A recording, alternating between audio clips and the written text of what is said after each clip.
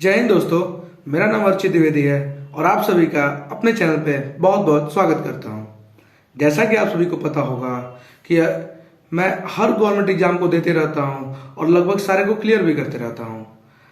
आपको पता होगा कि अभी कुछ दिनों पहले एसएससी सीजीएल मेंस की एग्जाम कंप्लीट हुई है, जिसमें मैंने भी 6 मार्च को एक ही शिफ्ट में जो एग्जाम हुई है उसको मैंने अपेयर किया था, यानी अटेम्प्ट किया था और बहुत अच्छे से पेपर को लिखा था। तो आज मैं सीजीएल मेंस के एग्जाम की रिव्यू को लेकर और कट ऑफ को लेकर आपसे कुछ बात करने आया हूं। तो चलिए, चैनल पे आपको अगर नए होंगे तो चैनल को सब्सक्राइब कर देंगे, वीडियो को लाइक कर देंगे और अपने दोस्तों में शेयर कर देंगे, क्योंकि ये चैनल बहुत ही यूजफुल होता है हर गवर्नमेंट एस्पिरेंट्स के लिए, क्योंकि मैं हर समय कुछ ना कुछ यूनिक यहाँ पे अपलोड करते रहता हूँ। तो चलिए बिना टाइम वेस्ट के शुरुआत करते हैं। तो सबसे पहले मैं बात करता हूं कि सीजीएल मेंस देने से पहले आपको प्री क्वालिफाई करना होता है। तो आप बोलेंगे सर आपने प्री क्वालिफाई किया होगा तो जरूर आपका कुछ ना कुछ मार्क्स आया होगा।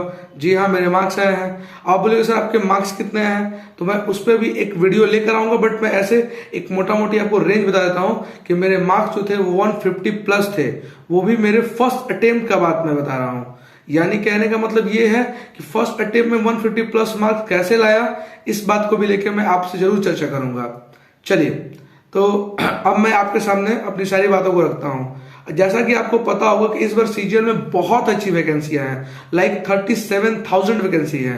तो अब 37,000 वैकेंसी है और प्री में लगभग 3,50,000 के आसपास कैंडिडेट्स क्वालिफाई किए हैं। तो समझिए कि 1/10 आप बोल सकते हैं, 1/10 से थोड़ा सा ज्यादा बोल सकते हैं कि लोगों को चांस है कि आदमी नौकरी 10 में से एक बच्चे की लग ही जाएगी। पहले क्या होता था, ये रेशियो बहुत कम परसेंटेज में चलता था, अभी लगभग 10% के आसपास चांस है और पहले 0.1%, 1% के आसपास चांस था। तो मतलब इस बार अगर वो कहते हैं ना कि अगर थोड़ा भी आपने पढ़ा होगा तो बहुत इजी वे में क्वालिफाई कर जाएंगे। तो चलिए अब हम बात करते हैं रिव्यू की। तो जैसा कि आपको पता हो कि मेंस में इस बार जो थोड़ा सा पैटर्न चेंज हुआ था, उसको लेकर बच्चों में थोड़ा सा डर बना हुआ था। बच्चों में क्या, मैं अपने आप को ही बोलूं तो मुझे भी डर बना हुआ था, क्योंकि मेरे से पहले जो एग्जाम हुए थे उसका जो मैंने एनालिसिस देखा था यूट्यूब पे, उसमें बताया जा रहा था कि और सब्जेक्ट तो सही है, बट जो कंप्यूटर का एग्जाम है वो थोड़ा सा टफ हुआ है। अब कंप्यूटर टफ हुआ है तो उसको टैकल कैसे करना है, क्योंकि देखिए हम लोग आते हैं normal graduation, normal ISC BSc किए हुए बच्चे हैं, हम लोगों को कंप्यूटर के बारे में उतना नॉलेज है नहीं। तो मैं अपना रिव्यू बताता हूं कि मैंने टेलीग्राम पे जो पीडीएफ मिलती है मैंने वहीं से पढ़ा था और मैं देख रहा था लगभग जो 4 दिन में एग्जाम हुआ है पर डे का शिफ्ट, जैसे 2 मार्च, 3 मार्च और फिर आपका 6 मार्च और 7 मार्च, 4 दिन एग्जाम हुआ और एक दिन 4 मार्च को जो है वो डबल ए और जेएसओ का हुआ है, जो कि अलग पेपर देना होता है उन लोगों के लिए। तो मेरा जो 6 मार्च को एग्जाम था और बाकी एग्जाम के दिन का मैं जो एनालिसिस देखा था, उसमें मेरे अकॉर्डिंग जो मैंने पीडीएफ पढ़ा था उसमें से कंप्यूटर में से 20 में से ऑलमोस्ट 7-8 क्वेश्चन, 9 क्वेश्चन तो इजी वे में सॉल्व हो जा रहे थे। इनफैक्ट मैंने ही अपने दिन के पेपर में 20 में 18 क्वेश्चन अटेम्प्ट किए हैं और मेरा बहुत अच्छे से उसमें एक्यूरेसी है, लगभग 90-95% के आसपास एक्यूरेसी है। तो मुझे लगता है कि इजी में मेरे 30 प्लस तो मार्क्स ऑब्वियसली आ जाएंगे, क्योंकि पासिंग केवल 18 नंबर है। तो मैं एक ही बात कहना चाहूंगा अपने दोस्तों से कि अगर आपको कंप्यूटर में डर लगता हो या फिर टाइपिंग में भी डर लगता हो, मेरा टाइपिंग में इनफैक्ट 5 मिनट पहले ही हो गया था, मैंने पैसेज को 2-2 बार रिव्यू भी किया था कि भाई कहीं गलती तो नहीं किया मैंने ना। तो ये दोनों में अगर आपको डर लगता हो तो मैं आपको बता देना चाहूंगा कि अभी से ही जो सीएचएसएल दे रहे हैं उनमें भी सेम मेंस का पैटर्न है और जो आगे चल के सीजीएल देंगे उनमें भी सेम मेंस का पैटर्न है। तो अभी से मैं बोलूंगा कि आप टाइपिंग और थोड़ा थोड़ा ही हो सके तो कंप्यूटर जरूर देखें, क्योंकि आगे चल के फिर एसएससी टाइम नहीं दे रही है।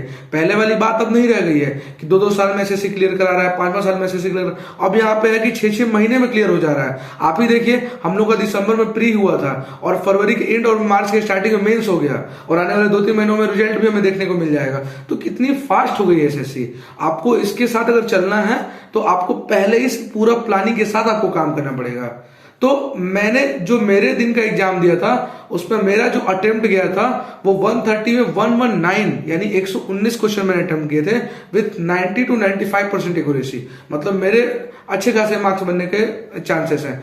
और मेरा टाइपिंग और कंप्यूटर के बारे में तो मैंने पहले बता दिया कि कंप्यूटर में मैंने 18 क्वेश्चन अटेम्प्ट किए थे और टाइपिंग तो मेरा शुरू से 50-55 के आसपास स्पीड है, तो मेरे को कोई इशू नहीं होता है। तो ये था मेरे एग्जाम का रिव्यू। बाकी एग्जाम की भी बात की जाए तो मैंने अपने कुछ दोस्तों से बात किया था, तो उन्होंने सेम बात ही कही थी कि देखिए अगर आपके कंप्यूटर थोड़े बहुत पढ़े हैं तो आप एटलीस्ट पास तो हो ही जाएंगे। लेकिन बात है कि यहाँ पे पास होने से केवल नहीं काम चलेगा, आगे कुछ जो नॉन सीपीटी पोस्टर्स हैं उनको कट ऑफ जो होगा थोड़ा सा एसएससी बोला है कि हम हायर सेट करेंगे, तो हायर सेट करने के लिए आपको फिर थोड़ा सा ज्यादा नॉलेज रखना पड़ेगा। तो इसीलिए मैं बोल रहा हूँ कि अभी से आप थोड़ा थोड़ा ध्यान देंगे तो आगे चल के आपको प्रॉब्लम नहीं होगा। बहुत सारे टीचर बोलेंगे कि 1 महीना पहले पढ़ लेना, 10 दिन पहले पढ़ लेना। अरे भाई 10 दिन में अगर होना होता तो हर कोई आईएएस और आईपीएस बन गया होता। एसएससी वाले कम से कम 2 महीना 1 महीना पहले नहीं पढ़ेंगे तो काम नहीं चलेगा, इसलिए पढ़िए। दूसरी बात, अब लोग बोलेंगे सर कट ऑफ क्या सेफ इसको रहेगा, तो आप अगर मेरे से पूछेंगे, बहुत लोग तो बोल रहे हैं कि 270 पे भी पोस्ट मिल जाएगी, 260 पे भी मिल जाएगी। ठीक है, पोस्ट मिल जाएगी, मैं भी ये बात मानता हूं, लेकिन अल्टीमेटली वही है कि अगर आप अच्छा सीजीएल जब देने जा रहे हैं, मेंस जब दे रहे हैं, तो ऑब्वियस सी बात है कि आपके अंदर कुछ अच्छा करने का क्या बोलते हैं क्षमता है, कैपेसिटी है। तो आप जब अच्छा कर सकते हैं तो क्यों ना हायर ग्रेड पे की पोस्ट ली जाए। तो हायर ग्रेड पे अगर जाना है तो मिनिमम 300 प्लस का ही टारगेट आप रखें, क्योंकि देखिए आपको भी नहीं पता और मेरे को भी नहीं पता है कि नया पैटर्न जो चेंज हुआ है वो बच्चों को कैसे यूज किया है उन्होंने। सारे बच्चों का अगर रिव्यू लिया जाए तो उन्होंने ऑलमोस्ट 100 प्लस तो अटेम्प्ट किए ही किए हैं और विथ 95% एक्यूरेसी। ठीक है, मैं मानता हूं बहुत सारे बच्चे झूठ भी बोलते हैं, थोड़ा सा आगे पीछे ही बोलते हैं, लेकिन जब आंसर किया जाती है तो ऑलमोस्ट बात क्लियर हो जाती है। बात समझ में आ रही है आपको? तो अगर आपको अच्छे ग्रेड पे जैसे 4200 ग्रेड पे 4600 ग्रेड पे अगर जॉब चाहिए तो 300 प्लस का तो टारगेट आपको पास करना ही पड़ेगा।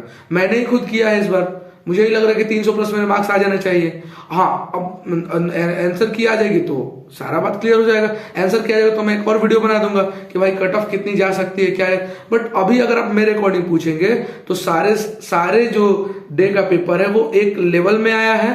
कंप्यूटर थोड़ा सा मॉडरेट आप बोल सकते हैं, मॉडरेट या हाई भी बोल सकते हैं जो नहीं पढ़ा होगा तो, लेकिन पास तो हो ही जानी चाहिए। और टाइपिंग तो भाई वही है कि आपने जितने प्रैक्टिस की होगी उतना अच्छा आपने किया होगा, नहीं की होगी तो फिर तो कोई आपको टाइपिंग में तो बचा नहीं सकता, क्योंकि टाइपिंग कोई एग्जाम तो है नहीं कि ऑब्जेक्टिव है कि गेस मार्क भी कर दिए तो आपका क्लियर हो जाएगा।